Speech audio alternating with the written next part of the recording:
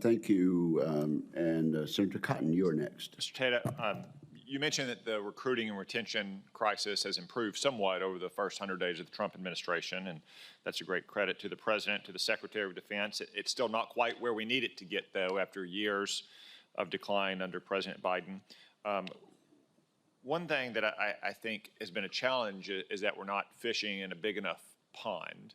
The military often cites the standards that exclude many, maybe most young Americans from service, like academic standards, health conditions, and other requirements. Obviously, some of those are serious. We can have people with serious psychiatric illnesses or academic deficiencies in the military, but I do think we've gotten a little bit too strict on these things, especially in certain anecdotes I've come across or members of this committee have as well. You know, a young man who was prescribed antidepressants when he was in his early teens because his parents were going through a divorce and hasn't been on them for 6 or 7 years, or someone who maybe injured a hip or a knee playing junior high sports and 6 years later is disqualified from the military because of that, after which they continued to play sports at the high school level as well. Do you agree that we should try to find ways to expand the eligibility pool so our recruiters can be fishing in a bigger pond? Senator, I do. Yeah, thank you for that.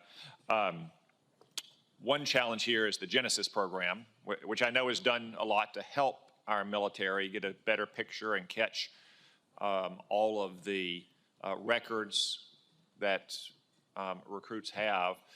But also, I do think by exposing some of these things that are fairly trivial or very old and haven't led young men and women from leading a full and complete life that take them to service, is that it makes it harder for them to get in, and the waiver process is very complicated.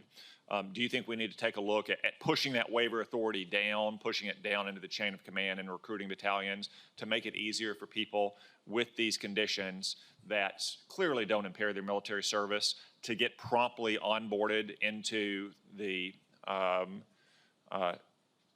recruiting process and then ultimately into basic training, so they're not sitting on the sidelines for 60, 90, 120 days and finding other jobs elsewhere? Senator, I do. Anything we can do to speed up that process is good. I think. And then finally, some of my old friends who have served in recruiting battalion headquarters speak of the doctors at the MEPS around the country as seemingly being paid on commission by how many recruits they can disqualify from serving. Do you think we should take a look at the incentives that the doctors have at our MEP stations, and also whether we have the right number of providers at all those stations to move all those recruits along, so when a young man or woman expresses interest in serving, we're getting them promptly through the process and hopefully getting them to their ship date? Senator, I agree with you. Thank you. Ms. Sutton.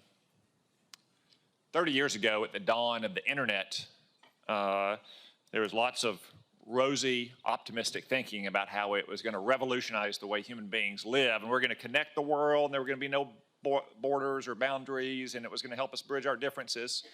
And 30 years later, it certainly has done a lot to improve the way we live. It's kept families connected across long distances and helped people reconnect with classmates and get telehealth that they otherwise might not have been able to receive.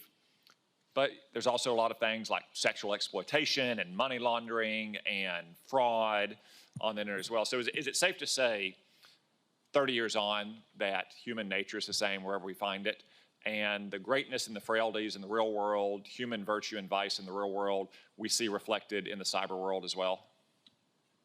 Senator, I think that's a fair characterization. I think so too. So isn't it probably fair to say that strategic concepts like deterrence and escalation that operate on the real world battlefield also play out the same way in the cyber world? I couldn't agree with you more. And do you think we've done enough over the last 4 years to deter our adversaries like China and Russia and Iran and North Korea by being essentially in a defensive crouch in the cyber world and not developing offensive plans and capabilities that can hold at risk the things that they hold most dear?